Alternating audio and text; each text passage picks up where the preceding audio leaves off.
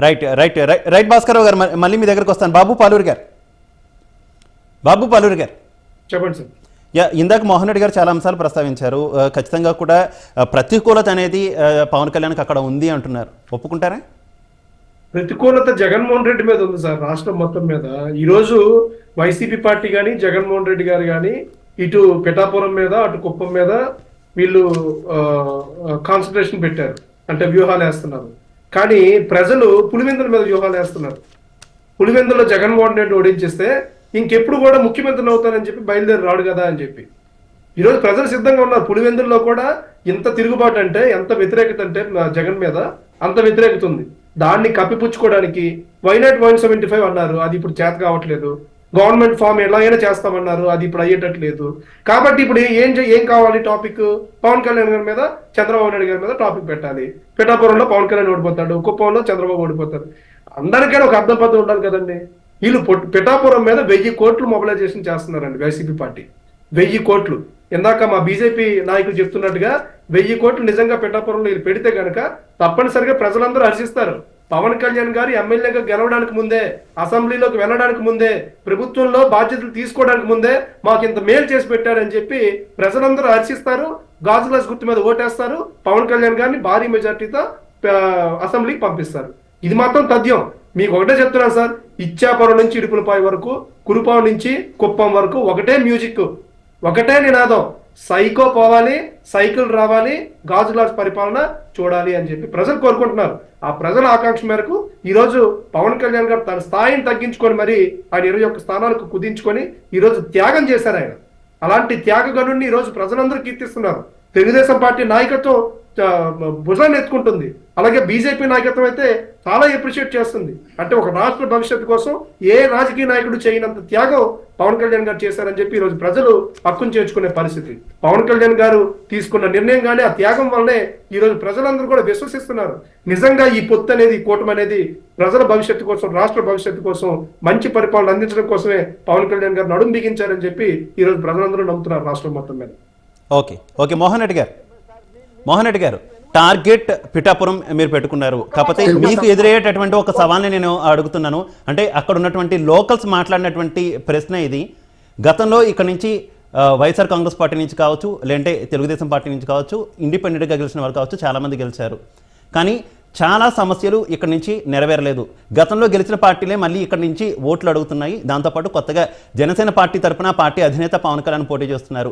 గతంలో మాకు ఏమీ చెయ్యని వాళ్ళకి మళ్ళీ మేము ఎందుకు ఓట్లు వేయాలనేది అక్కడ ఉన్నటువంటి వారి ప్రశ్న. ముఖ్యంగా వాళ్ళు చాలా అంశాలు చెప్పారు. స్థానికంగా ఉన్నటువంటి డ్రైనేజ్ అంశం కావచ్చు, లేదంటే పిఠాపురంలో ఉన్నటువంటి పురోహితిక అమ్మవారి ఆలయానికి సంబంధించినటువంటి అభివృద్ధికి విషయానికి సంబంధించినటువంటి అంశాలు. ఎందుకంటే అది ఒక శక్తిపీఠం అయినా కూడా అక్కడ ఏ రకమైనటువంటి ఆలయం, ఏ రకమైనటువంటి డెవలప్మెంట్ కూడా లేదు. అలాగే ఉప్పాడ చీరలకు సంబంధించినటువంటి అంశం, ఉప్పాడ చీరలు ఎంతో ప్రసిద్ధి చెందినవి. కాకపోతే ఇప్పటివరకు అక్కడ చేనేత కార్మికులు చాలా ఇబ్బందులు పడుతున్నటువంటి పరిస్థితులు. ఇవేమీ కూడా ఇప్పటివరకు కూడా ఎవరికి కనిపించలేదు. ఎవరు ఏ రకమైనటువంటి ఇప్పుడు దాకా గెలిచినటువంటి వాళ్ళు ఏమీ చేయలేకపోయారు. కానీ ఇప్పుడు ఏదో చేస్తామంటే ఏ రకంగా నమ్ముతాము? తాము కొత్త పార్టీకి ఎందుకు మద్దతు ఇవ్వకూడదు అనేది అక్కడి నుంచి వస్తున్నటువంటి ప్రశ్న. ఈ 5 ఏళ్లలో మీరు ఎందుకు ఏం చేయలేదంటే పిఠాపురానికి చేయలేదని వాళ్ళు అనుకుంటే కాదు కదా. ఒక ఉప్పాడ చీరలకో లేక టెంపుల్కి సంబంధించో లేక ఇంకో డ్రైనేజ్కి సంబంధించిందే కాదు కదా ప్రజా సమస్యలు. అంటే ప్రజా సమస్యలు కోకొల్లలు ఉంటాయి. కోకొల్లల్లో ప్రతి ఒక్క సమస్యను పరిష్కరించాలని ఉద్దేశంలో భాగంగానే వాలంటీర్ వ్యవస్థ పెట్టి 50 వాలంటీర్ని పెట్టి తద్వారా మేము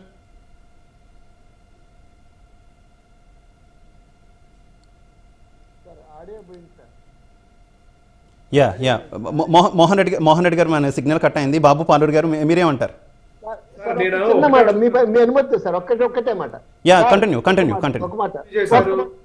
వీళ్ళ వైసీపీ పరిపాలన బాగుంది అంటే సిట్టింగ్ ఎమ్మెల్యేని ఎందుకు మార్చారు? దానికి సమాధానం చెప్పగలరా? సిట్టింగ్ ఎమ్మెల్యే దొరబాబుని మార్చి వంగా గీత గారికి ఎందుకు టికెట్ ఇచ్చారు అంటే దొరబాబు తాలూకా పర్ఫార్మెన్స్ బాగాలేదనే కదా.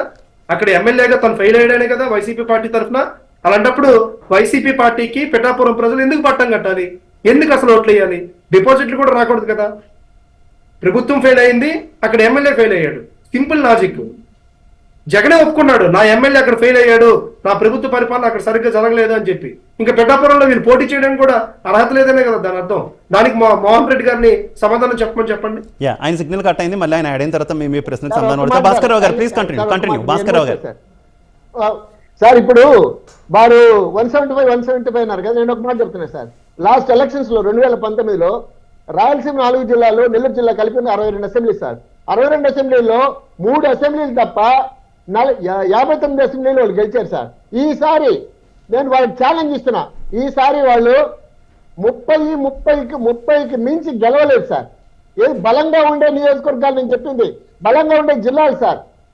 పోయినసారి 62కి 59 సీట్లు గెలిచిన రాయలసీమ ప్లస్ నెల్లూరు జిల్లా ఈసారి 32 ఒక పార్టీ 30 వైసీపీకి 32 అపోజిషన్ పార్టీకి వస్తున్నాయి సార్. మీరు కావాలంటే రాసి పెట్టుకోండి సార్.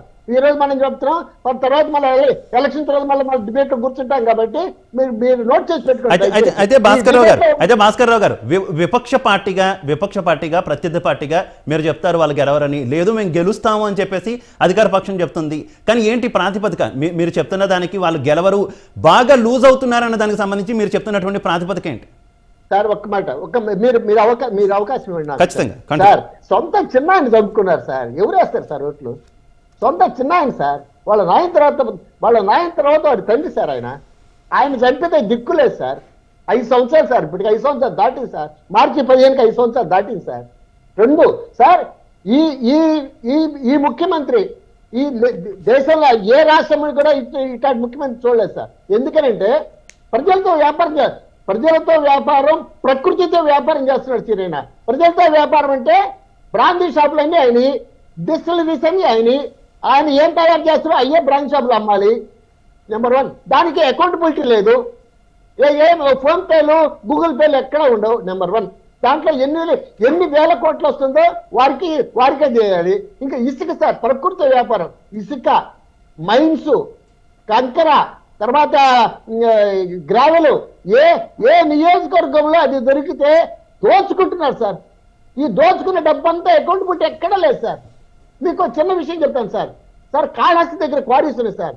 కాళహస్తి దగ్గర క్వారీస్ ఇంత ముందు రాయల్టీ కట్టి తెచ్చుకుంటున్నారు సార్. ఇప్పుడు ఏంటంటే ఒక లారీకి, ఒక టిప్పర్కి 3,500 రూపాయలు ఒక స్లిప్ ఇస్తారు సార్. ఆ స్లిప్ పెట్టుకొని వీళ్ళు వచ్చేస్తారు. ఇంకేమిలా ప్రతి లారీకి 3,500 తీసుకొని వాళ్ళు ఒక లారీ వెళ్తాడు. ఇంకా ఆ లారీని ఎక్కడ పట్టుకోవడానికి ఎవరికి అవకాశం లేదు.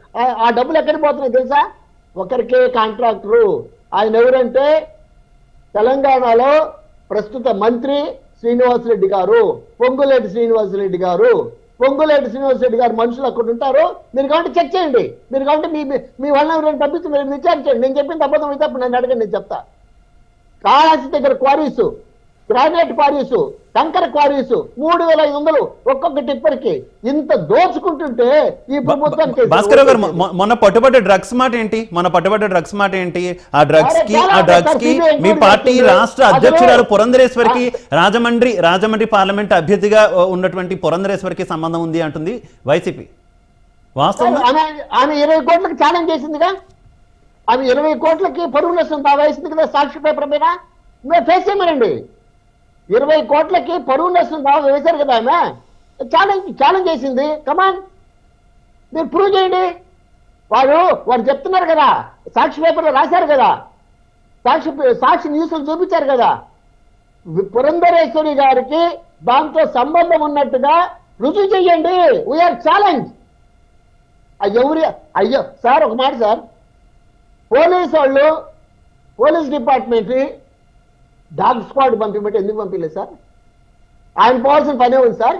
ఎస్పీ గారు హడావుడిగా పరిగెత్తాల్సిన పనే ఉంది సార్. ఓకే సార్, ఈ ప్రభుత్వానికి తెచ్చుకుని అందరూ ఏమంటారు తెలుసు మా ఫ్రెండ్స్, ఈసారి కానీ గవర్నమెంట్ వచ్చిందే మనకు డ్రైవర్ కూడా మిగలవరు అని చెప్తున్నారు. ఓకే మోహన్ రెడ్డి గారు, జోక్ మోహన్ రెడ్డి గారు ఇందాక బాబు పాలూరి గారు ఒక ప్రశ్న అడిగారు, మీరు చెప్పిన సమాధానానికి